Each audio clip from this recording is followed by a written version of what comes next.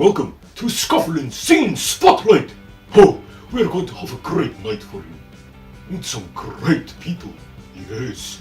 Today, we have with us Meta Dead and Daisy Dead of the Dead Deads. Hi. This is such an honor for Scufflemoss. Ladies, let us begin. Look at those wonderful sunglasses that you have. You also brought some for Scufflemoss. They look good on you. There you are. Back in 2017, you toured with Cedar and Shaman Harvest. What was that like? It was awesome. It was really, really fun tour. Well, we were returning to some of the Northeast stuff that we've been, or Northeast places we've been to, so it was really cool, getting to revisit some of those places and having more and more deadcore, with the X's on their eyes. And it was like between Thanksgiving and Christmas, so we got a lot of Christmas goodies and some cookies and stuff like that. And it was our first tour with Cedar, so getting to watch them. What'd you learn? What'd you get? The glow sticks? Yeah, I thought he had a light up guitar because all his frets were glowing, and then I found out that it's just like this glowing tape, so they gave it to me. I put it on my guitar. It was a game changer because when all the lights go out between songs, and then you're supposed to start the next song, but you don't have your own lighting tech, so they don't really turn the lights on until after you start. You can't see, like, where's the dots? So yeah, that was a game changer, and I still have those on my guitar. But I think one thing that was a takeaway for us from that tour was just that we loved the people on the tour. Both bands, as we got to know them, became good friends, so we still all keep in touch and support each other, and yeah, so it was very, very friendly. Also, you can staple people, and it doesn't. I got to staple the singer of Cedar, Sean. What? With a staple gun. It was our initiation onto the tour. It was his birthday, and he made me staple his arm. There's a video of it on YouTube, on our YouTube. We'll have to check that out. Yeah, it's gruesome. Do you have a favorite memory from that tour? Something that really stands out? One of which happens with a lot of tours, it's almost like the last night ends up standing out because the tour pranks happened that night. And so when we pranked both of them, with Shaman's Harvest, Dolly Dead, our guitar player, dressed in one of my dresses, and then he just went nuts. He didn't wear just one flower, he wore all my flowers. all the flowers in his hair, and he just did a beautiful dance on stage while they were playing, and all his goal was just to make the singer crack up and not be able to finish, which he accomplished. Yeah. Oh, Scufflemoss did see that. That was awesome. And then, well, it didn't end there. It didn't. What happened Then after? for Cedar, we worked up the song. They were named after the Veruca Salt song, Cedar. Yeah. So we got Cedar flannels that say the word Cedar on the back. We worked up the Veruca Salt song, and we opened our set with with our backs to the audience, and then did some moves. Did a 180 and played that song for them. Scufflemoss, his favorite Cedar song is their cover of Careless Whisper. Oh wow, yeah. George Michael did it best, but Cedar, wonderful cover. Do you have a favorite song from any of the bands that you have toured with or played with? I think every time you go on tour with someone, you have a song that you think is your favorite, but then once you watch them night after night play their set, you develop new songs that you hadn't realized you liked so much before. And Haunt Me was one Stone Sour song. Yeah. They play it a little differently than the recording there. They start kind of like reggae-ish or something, and it almost sounds like Sting playing it or something. Whoa. So that was one that changed. That wasn't even on my radar, and it became one of my favorites. Last year, you toured with Stone Sour and Hailstorm, correct? What was it like being away from home for so long? It was cold. I don't think you even had time to think about how long you were away. It was more how far away you were, and there was moments where we were, we went to Vancouver. We drove all the way to Vancouver to start the tour, and then the next day after the first show, drove 14 hours just basically due north. So we ended up at mile marker 1 of the Alaskan Highway to do the second show of the tour, and this was end of January, beginning of February. So it was negative 16 degrees or something. It was like beyond. It was just so cold that you just don't even comprehend the way it feels on your skin. You could only be outside for a few minutes at a time without getting frostbite. You had to be totally covered up. I thought my eyeballs were gonna freeze at a couple points. Like if the wind like blew in your face, like and I'm sure I was just imagining it, but I felt like ice crystals forming in my eyeballs. That's incredible. Like your tear ducts probably were starting to freeze. Yeah. You couldn't open your guitar because they hold moisture, and they would be so cold that when you would open the case, they would crystallize. And almost every one of Hailstorm's guitars cracked. Oh my! Like the finish on all of them cracked because we didn't have to open ours till like 4 p.m. But the bands that had to open their guitars earlier that didn't, I guess there's just nothing to do about it. So it was very interesting. Like I didn't even know that was a thing, but that's just how cold it was. So would that be kind of what you like about being on the road? Just the excitement of being out there?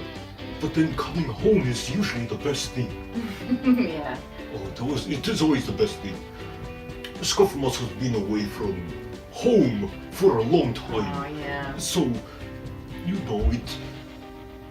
this is home now. But would you say that home is essentially where you make it? Well, I think that is definitely a nice way to look at it. And for us, our home really is as a band, our home is really our van. Yeah.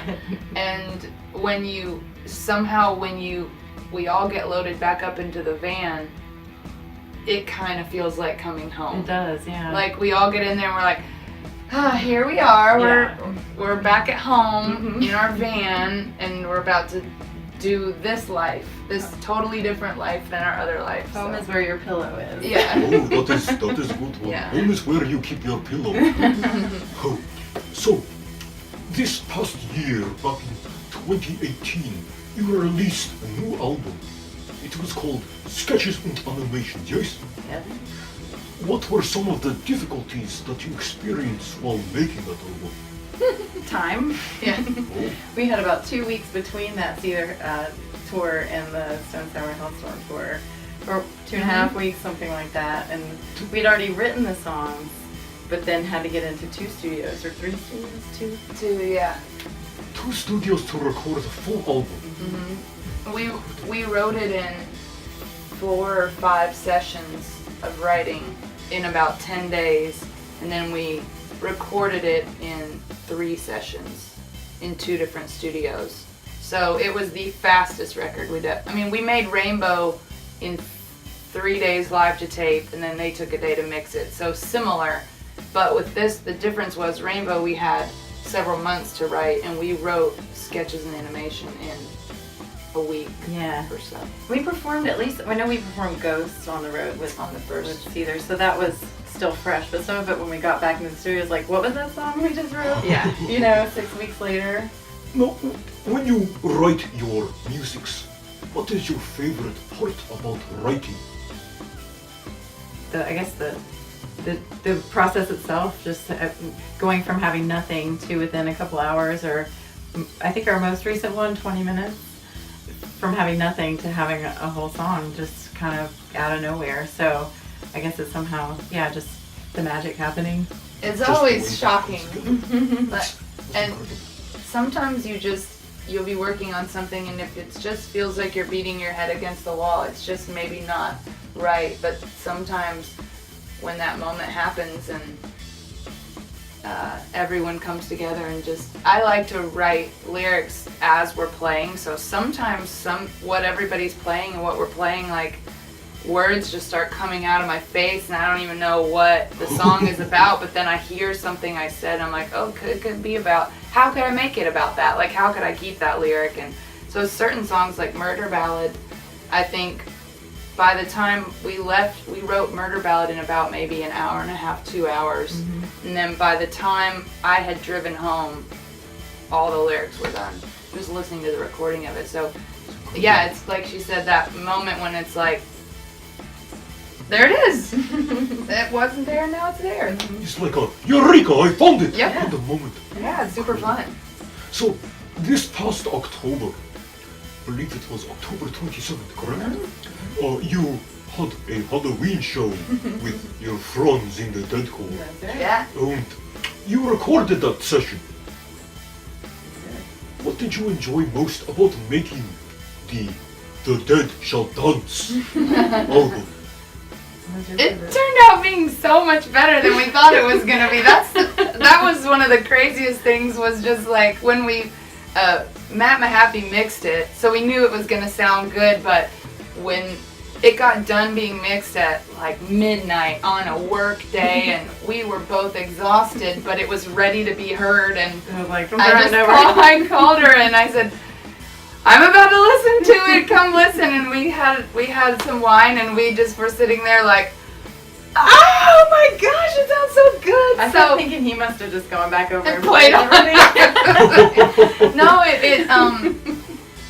my favorite thing about it is having a record that the Deadcore are on. Yeah. Like, the Deadcore are actually on the record, they're a part of it, you can hear their specific voices.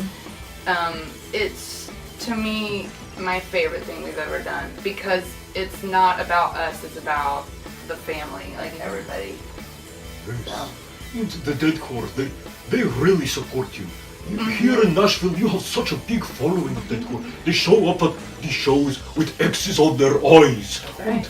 And they love you so much. It's incredible. We love them so much. Oh, on the Dead Shall Dance album, you wrote the song Cure for Life, correct? Yeah, or I started it, yeah. You started it? Yeah. Okay. Oh, so where did some of the inspiration for that song come from? You are infamous for taking nature walks and posting your findings on Instagram. Yes. Scufflemoss loves those, by the way. Thank you. So, when you take your nature walks, did this help inspire that song? Yes and no. I guess I love nature, and that's true. But I was actually inspired by a C-SPAN lecture on C-SPAN. Really?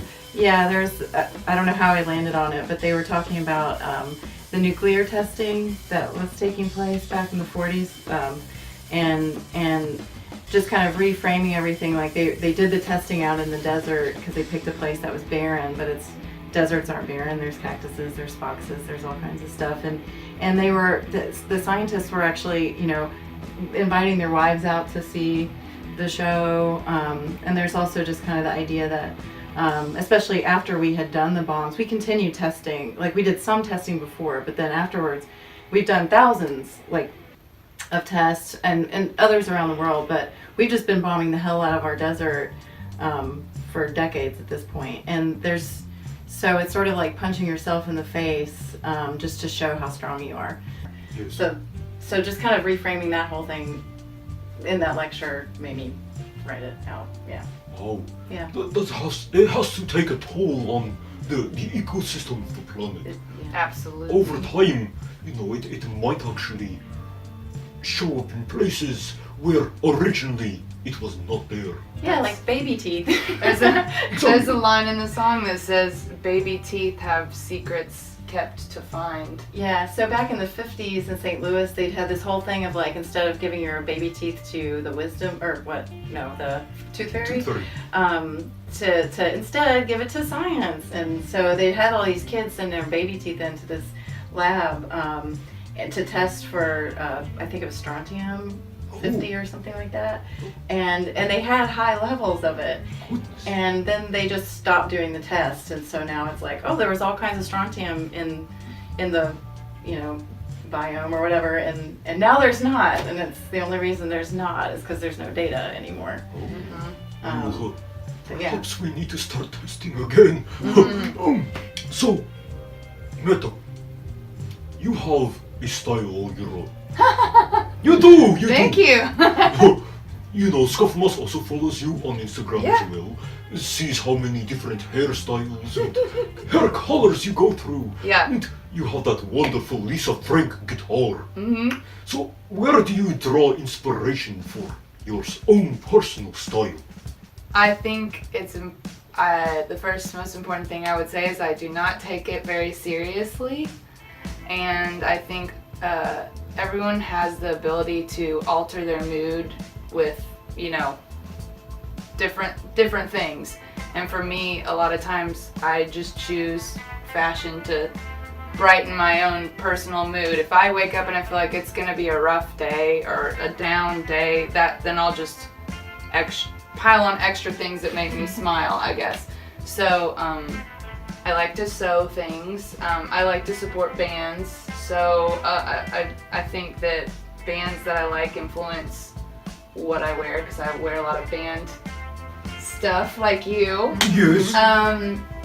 Yeah, I've got my cattle Cattle decap, competition. but which I made this was a t-shirt I cut out, but I don't know.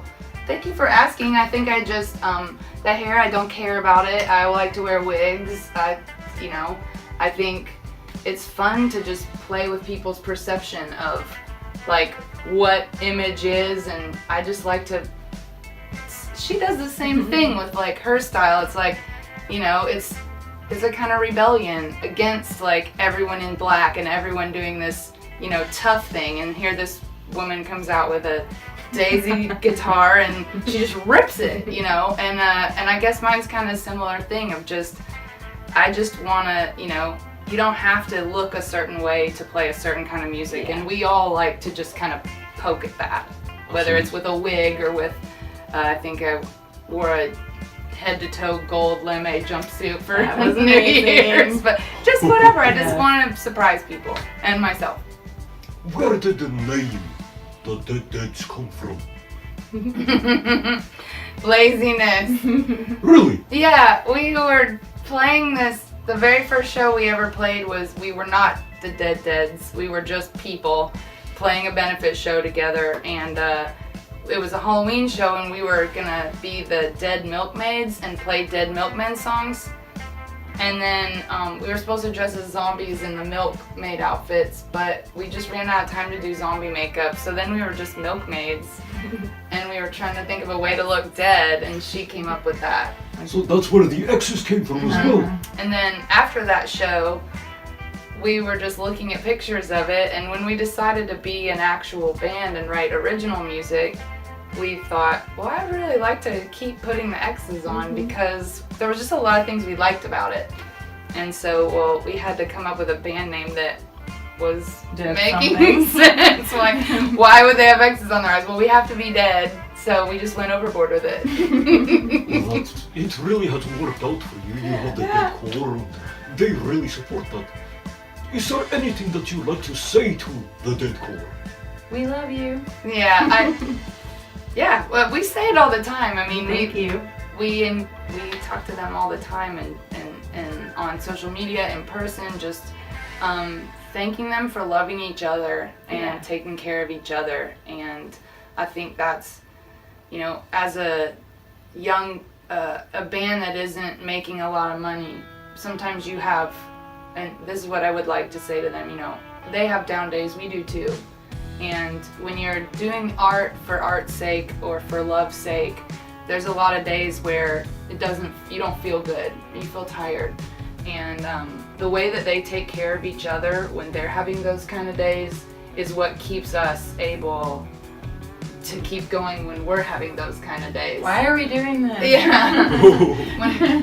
When we don't know why we're doing it, we can always look to them and we're like, see that's why we're doing it. Yeah. Because it's just, yeah. We wouldn't be doing it if it weren't for them, and they wouldn't, you know.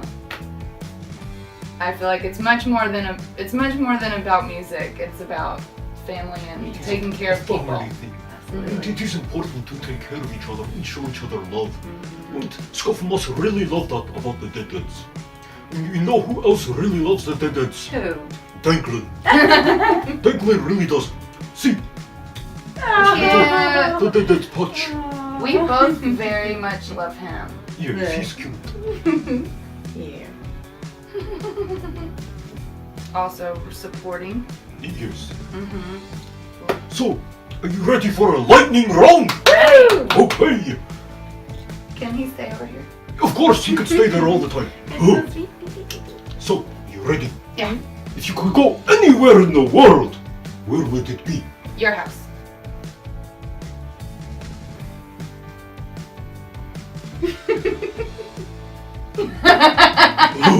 What is your favorite food when you are on the road? Oh shoot, what is my favorite food on the road? Yogurt and apples. Oh yeah, yogurt and apple, or peanut butter and apple. In general, it is yogurt and apple. Favorite food is hard to say on the road because you don't actually get your favorite food very often. Oh, what's our midnight favorite food? Or like after hours? Well, I mean, What is it we get? it's mostly just, to me, it's mostly just tacos. Like, we always want Mexican food. That's true. But, late night, We have a rule that if you're driving, if you take that overnight Oh, yeah. shift, that those calories don't count. So you can have whatever you want. if you drive while everyone sleeps, none of your calories count. Mine, and then I always get Cheez-Its, the Cheez-Its. original Cheez-Its. I get a caffeinated beverage because I don't drink caffeine at all. And so then I'm up for like several days. But That's awesome. That is wonderful. If you could keep 3 items on you for the rest of your life, what do you mean? You can't have anything but 3 things. just these 3. Oh, like, you mean beyond clothing? You will be clothed. Okay, and then we have 3 things and that's 3 all we get? That's it. What are yours? Bone. Bottle jacket. But you said you're gonna be clothed. This is clothes. Okay. I would say lip balm, phone, and phone charger. Why didn't Scufflemoss think about that? Oh yeah, your phone's not gonna do you much good without the charger. Uh-oh. Well.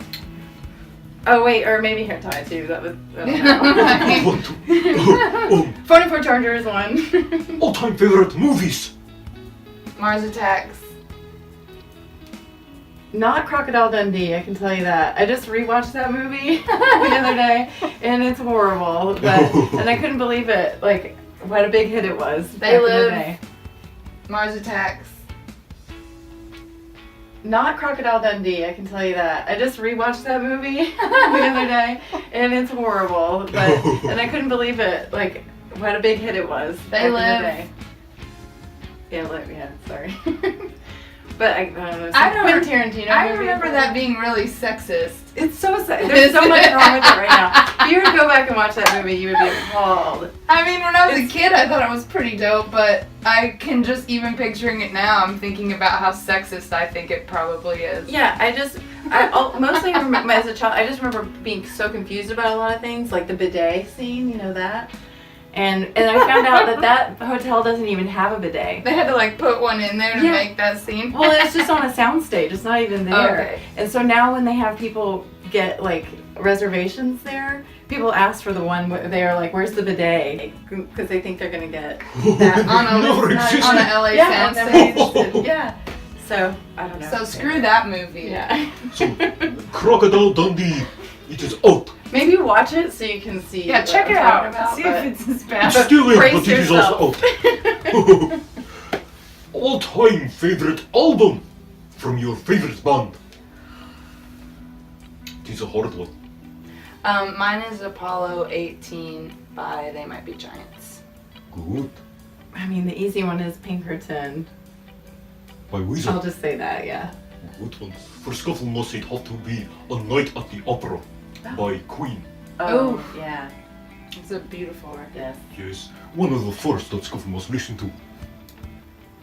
What book have you read more than once? Well, the one I've read more than once is the last one you gave Aw. me. Hey, it's Scufflemoss Yeah. Anderson. Yeah. Well, why don't you tell them about it? Because because I know the author's name is Kimmerer. Yeah, I was trying to think And of her it's, first two names. It's called Elizabeth Walker or something. Kimmerer. Kimmerer with a K is the last name. It's not called Discovering Gathering Moss. Gathering Moss. She gave it to me with a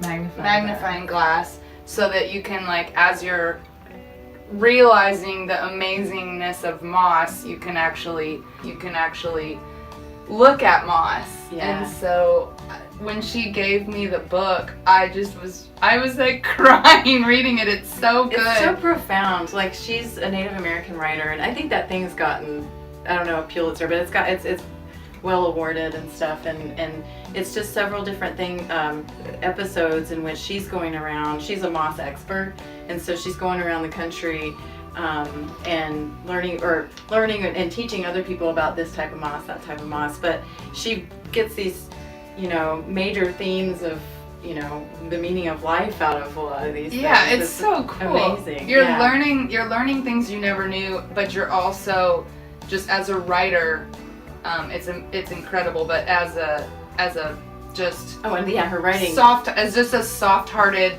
person, just reading this beautiful musings on life as seen through moss is, I don't know. She gave it to me. I was like, this is the best. And Yeah. I've got it right by my bed. I read it all the time, just because passages of it really warm my yeah, heart. you can just, it's like 15 pages at a time. You can just hit one of those. And, What about you? I mean, I just made you talk about.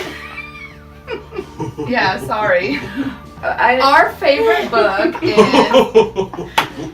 I think, I don't know, but Neverending Story. I know when I was younger, I reread that one several times. It's over and over. Yeah. Yes. And I guess it's kind of dorky. Infinite Jest, I guess, like a real book. I read Infinite Jest, and then I keep coming back and reading passages of that too. She's reading Infinite Jest twice, by the way. Not in full. She's like, what have I read twice? Well, Infinite Jest. Definitely. I'm on my 5th or 6th time. The Bible, obviously. Love it. Yeah. So let's put on our dead glasses. Uh-huh. Until next time, keep on scuffling. Keep on scuffling.